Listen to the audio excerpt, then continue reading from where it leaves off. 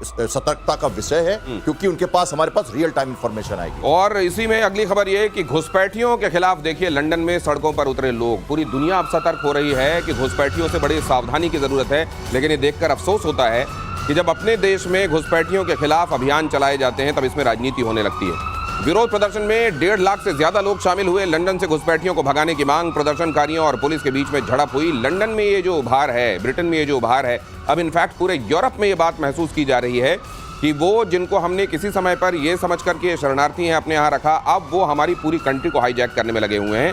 और यहाँ तो ये जो अवैध रूप से घुसे हुए इलीगल इमिग्रेशन के जरिए, और कहा जाता है जो इंग्लिश चैनल है उधर से बहुत सारे लोग घुस रहे हैं और उसमें बहुत बड़ी तादाद पाकिस्तान से गए हुए लोगों की है। सर, इस खबर को कैसे देखते हैं आप? ये तो बहुत इम्पोर्टेंट खबर है, क्योंकि देखिए वहाँ पर ये भी कहते हैं कि पाकिस्तान से कहा जाता है कि 30 लाख इंडियंस हैं और उससे भी ज़्यादा पाकिस्तानी। मेयर जो लंदन के हैं वो पाकिस्तानी नेशनल के हैं। ये कुछ कर पाएंगे जेमी रॉबिन्सन, जिन्होंने इकट्ठा किया लोगों को? देखिए बहुत बड़ा इनको सपोर्ट है। इनके 10 लाख लोग इनके जो सोशल मीडिया के इनके फॉलोअर हैं। 1.5 लाख अभी इन्होंने आह्वान किया था, इतने लोग निकल गए थे सड़क पे। उनके ऊपर 2 हैं, एक तो इस्लामिक कट्टरता के ऊपर में है और दूसरा आपने बोला जो इलीगल इमिग्रेशन वहाँ हो रही है। देखिए ये है, आज ये माना जाता है कोई भी कंट्री यदि यूरोप में यदि होगा, मुस्लिम कंट्री डिक्लेयर होगा तो एक है आपका ब्रिटेन के ऊपर में है।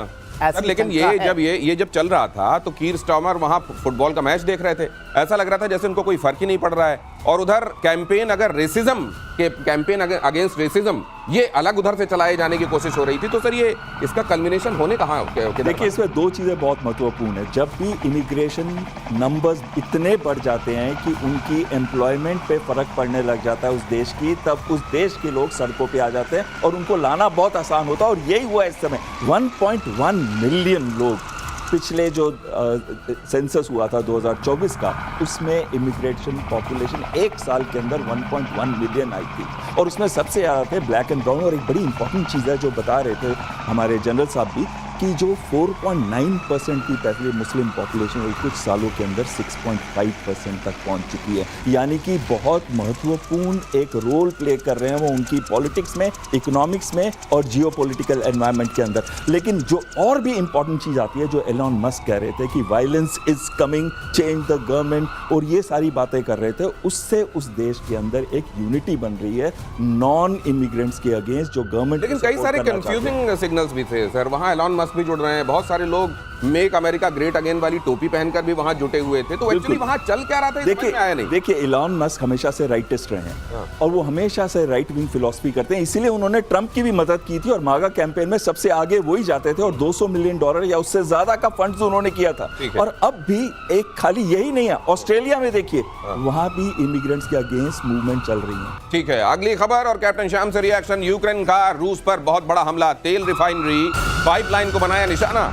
यूक्रेन ने 361 ड्रोन से हमले किए, कुछ ड्रोन करीशी रिफाइनरी तक पहुंचने में कामयाब रहे। अटैक के बाद रिफाइनरी में लगी आग। एक बार फिर से मुझको लगता है कैप्टन श्याम, वेस्टर्न वर्ल्ड को ये बताने के लिए कि नहीं मैं लड़ रहा हूं और देखो कितने अंदर तक जाकर कितने महत्वपूर्ण इंस्टॉलेशंस को निशाना बना रहा हूं, ये काम करने की कोशिश फिर से एक बार यूक्रेन ने ज़ेलेंस्की ने की है और फिर से तगड़ा पलटवार रशिया की तरफ से होगा। आग हो ना हो, चिंगारी जलती रहनी चाहिए। ये चल रहा है यूक्रेन और रशिया में।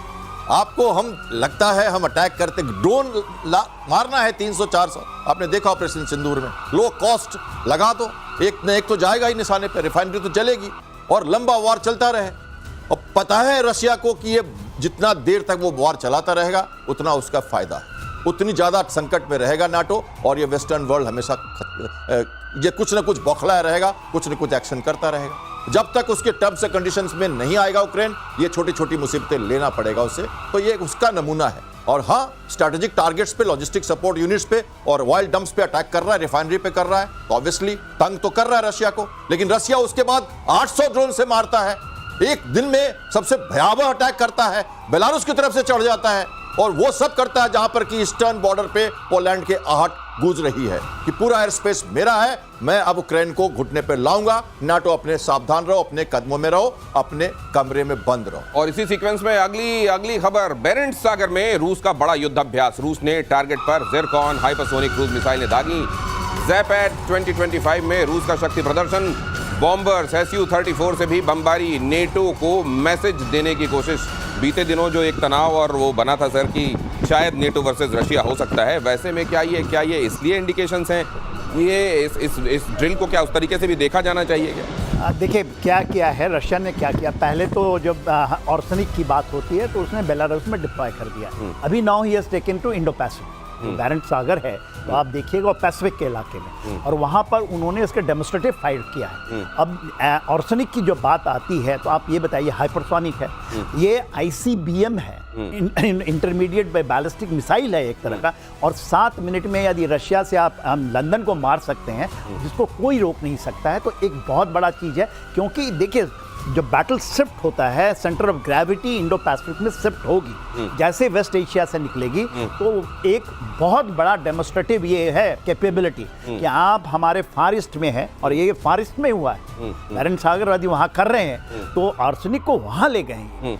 तो एक बहुत बड़ा डेवलपमेंट है इंडो पैसिफिक में, बहुत सारी एक्सरसाइजेस चल रही हैं, और मेरा 2027 का जो एक है डेट वो आने वाला है, कोई अभी 2 साल है, जिस तरह से third aircraft carrier of Chinese आने वाले हैं, इनकी वहाँ लग रही है, जैसे चीज़ें बढ़ रही हैं, जैसे शिफ्ट हो रही है इस साइड, तो हमें लगता है तो world is at war, it might shift at particular time. 2026 तक तो ये जरूर शिफ्ट करेगा। 2026 तक क्या कुछ और भी भयावह होने वाला है? और ज़ैपेट 2025 में रूस ने आर्कटिक में दागी मिसाइल, नॉर्दर्न फ्लीट ने एंटी शिप क्रूज मिसाइल दागी। रियल टाइम मॉनिटरिंग में टारगेट पर सटीक अटैक, यहाँ पर हम उसकी तस्वीर भी आपको दिखा रहे हैं कमोडोर बहल।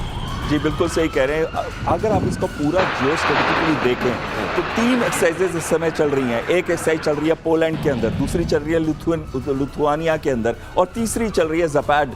और ये ज़ैपेट 2025 जो चल रही है, इसमें मिसाइल की टेस्टिंग एक स्ट्रेटेजिक मैसेज की तरह दी जा रही है कि हमारे पास ये हाइपरसोनिक का तो आपने बात कर ही ली, दूसरी एंड जो शिप से फायर्ड मिसाइल्स हैं उसके बारे में भी अभी आप बता रहे थे। लेकिन जो महत्वपूर्ण चीज़ ये आती है कि नाटो पूरी तरह से उकसा रहा है, उसने अपनी फोर्सेस को डिप्लॉय करना शुरू कर दिया। पोलैंड के अंदर 30,000 के करीब नाटो फोर्सेस आज डिप्लॉयड है एक्सरसाइज के बहाने, और साथ में रोमानिया में जो ड्रोन्स के गए थे तो वहाँ पे भी एक्टिविटी शुरू हो गई है। रशिया नहीं चाहता कि वो इस वॉर को एक्सपैंड करे और 32 देश, जो आर्टिकल 5 का इन्वोक हो, यूएस को भी आना पड़े और 32 देश के साथ लड़े। रशिया नहीं चाहता, पर यूरोप पूरे कंडीशंस की कोशिश कर रहा हूँ। मैं खुद यूरोप से आज सुबह ही वापस आया हूँ। वहाँ पे जो कंडीशंस बन रही हैं वो ये दिखा रही हैं, दर्शा रही है कि वो चाहते हैं कि ऐसा इंस्टिगेशन हो जिससे रशिया किसी छोटे देश पे अटैक करे, ताकि पूरी की पूरी नाटो कंट्रीज हैं एक साथ जुट जाए और अमेरिका को भी आना पड़े। अमेरिका नहीं आना चाहता। रशिया ने किया तो था, अगर उनको ये चाहिए था, अगर इनको बहाना ही चाहिए था तो उनके पास पर्याप्त बहाना था। मुझको लगता है वो भी